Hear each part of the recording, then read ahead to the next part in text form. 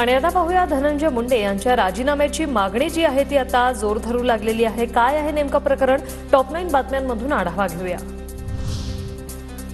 धनंजय मुंडे पालकमंत्री असताना कोट्यावधींची बोगस बिलं उचलण्यात आली। 2021-23 या काळात तब्बल 73 कोटी 36 लाखांची बोगस बिलं उचलण्यात आली। परळी आणि अंबाजोगाईत एकही काम न करता बिलं उचलली गेली। सुरेश धस यांचा गंभीर आरोप। 73 कोटी रुपये उचलणं म्हणजे भाजपाला नाही राव, लय अवघड आहे। इतकाले पैसे कस काय उचलू शकतात? 73 कोटी मध्ये मला वाटतं एखादा मतदारसंघ कॉन्क्रिटीकरण झालं असतं, त्याच्या नाही तर अख्ख्या जिल्ह्याच्या शाळा बांधता आल्या असत्या। बोगस बिलं उचलल्याची तक्रार अजित पवारांकडे करणार। डीपीडीसीच्या बैठकीत बोगस बिलाचा मुद्दा उपस्थित करणार। सुरेश धस यांची माहिती। उपमुख्यमंत्री अजित दादाच होते। दादांना आता उद्या आम्ही विचारू, दादा मायबाप हे कसं इथलं इथं चौकशी लावतात का वरून चौकशी लावतात बघूया। अजित पवारांनी माझा एकेरी उल्लेख करावा, मात्र 73 कोटी रुपयांची बोगस बिलं उचलणाऱ्यांवर प्रेम करू नये। सुरेश धस यांचं वक्तव्य। 73 कोटी रुपये उचलणं म्हणजे भाजपाला नाही राव, लय अवघड आहे। इतकाले पैसे कस काय उचलू शकतात? 73 कोटी मध्ये मला वाटतं एखादा मतदारसंघ कॉन्क्रिटीकरण झालं असतं, त्याच्या नाही तर अख्ख्या जिल्ह्याच्या शाळा बांधता आल्या असत्या। नैतिकदृष्ट्या मी दोषी नाही, सध्या मी टार्गेटवर। बीड प्रकरणात आरोपींना फासावर चढवा, राजीनाम्याच्या प्रश्नावर धनंजय मुंडेंची प्रतिक्रिया।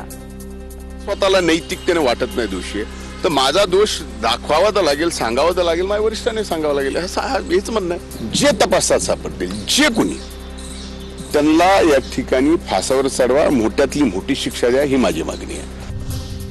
मुंडेंच्या जागी मी असे तर राजीनामा दिला असता। नैतिकतेच्या मुद्द्यावर धनंजय मुंडेंचा राजीनामा मागतोय सुप्रिया सुळे आक्रमक। आज दिवस माझ्यामुळे रोज पक्षाची हेडलाईन होत असेल ना, तर नैतिकतेने मी पहिल्याच दिवशी पक्षाला सांगितलं असतं हा माझा राजीनामा, मी पक्ष वाढवायला इथे आलेली आहे, पक्षाला अडचणीत आणण्यासाठी नाही। नैतिकतेच्या मुद्द्यावरून अजितदादा आणि सुप्रिया सुळेंमध्ये जुंपली। सरकारमध्ये नैतिकता आहे की नाही आम्हाला चांगलं माहिती, बाकींनी फुकटचा सल्ला देण्याची गरज नाही। अजित पवारांचं प्रत्युत्तर। सरकारमध्ये नैतिकता आहे का नाही ते आम्हाला चांगलं माहिती आहे, बाकीच्यांनी फुकटचा सल्ला देण्याची गरज नाही। पक्षाने अजित पवारांनी आदेश दिल्यास लगेच राजीनामा देईल। माझ्याबाबत काय करायचे अजित पवार ठरवतील। देवगिरी बंगल्यावर धनंजय मुंडेंची आमदारांसमोर भूमिका। 4 दिवस वाट पाहणार, नंतर कागदपत्र कोर्टासमोर ठेवेन। तुम्ही मुंडेंच्या राजीनाम्याबाबत अजित पवारांना पोस्टकार्ड टाका, राज्यातील जनतेला आवाहन करणार। अंजली दमान यांचा इशारा। 4 दिवस हे करण्यासाठी इनफ आहेत। 4 दिवसात जर त्यांनी ते केलं नाही तर कालच असं कळतंय की केतन थिरोडकर नावाच्या एका व्यक्तीने PIL दाखल केलेली आहे। त्या PIL मध्ये मी देखील इंटरव्हेन्शन करून हे सगळे डॉक्युमेंट्स कोर्टापुढे ठेवणार।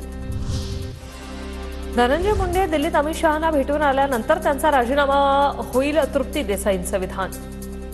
धनंजय मुंडे जर आता दिल्लीला गेले असतील तर मला वाटते की अमित शहाजी जे आहेत ते जास्त दिवस महायुतीची बदनामी झालेली मला वाटते की सहन करणार नाहीत, त्यामुळे दिल्लीवरून आल्यानंतर धनंजय मुंडेंचा राजीनामा होऊ शकतो।